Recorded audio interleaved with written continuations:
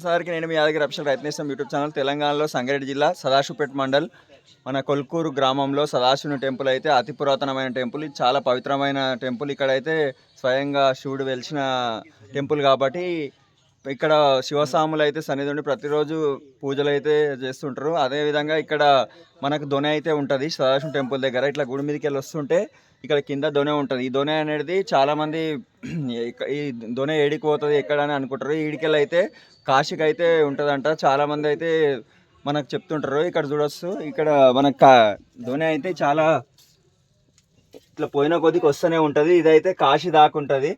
ఓం నమ శివ హర హర మహాదేవ.